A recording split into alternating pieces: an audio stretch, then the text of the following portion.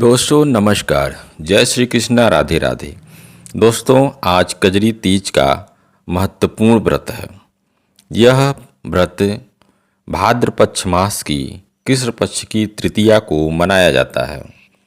मान्यता है कि इस दिन माता पार्वती ने भगवान शिव को पति के रूप में पाने के लिए यह व्रत रखा था। कजरी तीज की कथा सुनने और पढ़ने से सुहागिन महिलाओं को अखंड सौभाग्य और कुंवारी कन्याओं को मनचाहा वर मिलता है। जिसको भी यह व्रत रखना हो उसे सुबह सुबह उठना पड़ता है। स्नान आदि करने के बाद हरे रंग के शुद्ध कपड़े धारण करना चाहिए। मंदिर में एक चौकी रखकर उसके ऊपर लाल रंग का कपड़ा बिछाएं। चौकी पर भगवान शिव और माता पार्वती के जोड़े में मूर्ति रखकर उनकी पूजा करें। माँ को सुहाग का सामान अर्पित करें और शिव जी को धतूरा, भांग, बेलपत्र का भोग लगाएं। इस दौरान तीज की कथा का भी पाठ करना चाहिए और अंत में देवी देवताओं की आरती करके घर वालों के बीच प्रसाद का वितरण कर दें। इसके 3 भी उपाय करना चाहिए। कजरी तीज के दिन गौ माता की पूजा करना बहुत ही शुभ होता है। इससे घर परिवार में खुशहाली बनी रहती है। प्रातःकाल कजरी तीज के दिन गौ माता को 4 रोटी या गुड़ चना खिलाना अति शुभ होता है। इससे घर वालों का स्वास्थ्य भी अच्छा रहता है। कजरी तीज के दिन रात में चंद्रदेव की पूजा करनी चाहिए। साथ ही उन्हें अर्घ्य देने से व्यक्ति को सौभाग्यवती का आशीर्वाद मिलता है। पूजा के दौरान कजरी तीज की व्रत कथा भी सुनी जाती है। मान्यता है कि व्रत कथा को पढ़ने और सुनने से सुहागिन महिलाओं को अखंड सौभाग्य की प्राप्ति होती है। वहीं कुंवारी लड़कियों को अच्छा जीवन साथी प्राप्त होता है। तो कजरी तीज की असली व्रत कथा क्या है और जिस पौराणिक कहानी को हम कहने जा रहे हैं उसको बिना सुने तीज की पूजा अधूरी मानी जाती है।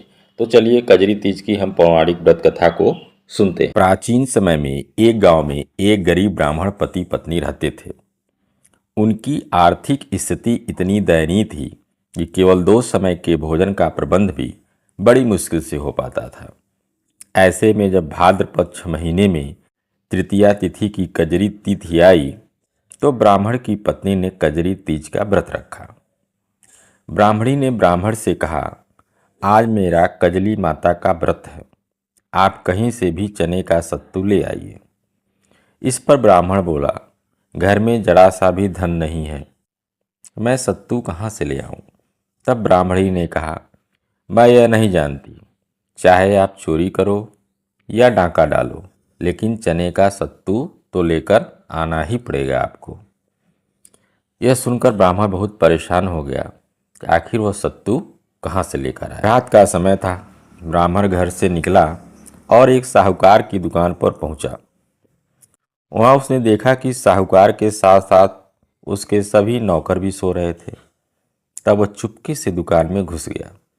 सत्तू बनाने के लिए उसने वहां से चने की दाल, घी, शक्कर लिया और सबको 1.25 किलो तोल लिया। इतने में ही खटपट की आवाज़ सुनकर दुकान के नौकर जाग गए और चोर चोर चिल्लाने लगे। तब साहूकार की नींद खुल गई।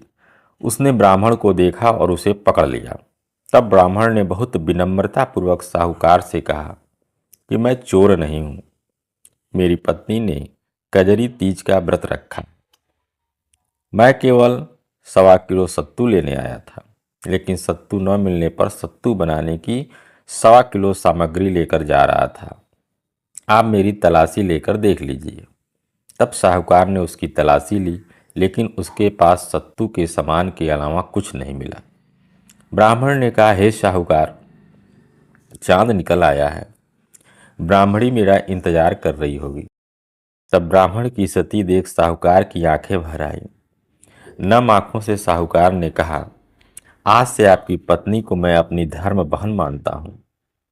इसके बाद उसने ब्राह्मण को सत्तू, आभूषण, गहने, रुपए इत्यादि बहुत सी चीजें देकर उसे विदा किया। सबने मिलकर कजली माता की पूजा की। इसके बाद ब्राह्मण दंपत्ति पर माता की कृपा हुई और उसके अच्छे दिन आ गए। मान्यता के अनुसार इस कथा को जो भी पढ़ता है और सुनता है उसका सब तरह से कल्याण होता है। इस कथा को पढ़ने सुनने वालों के साथ साथ सब लोगों के वैसे ही दिन फिरे जिस तरह से ब्राह्मण के दिन फिरे थे। कजली माता की कृपा सब पर बनी रहे। दोस्तों।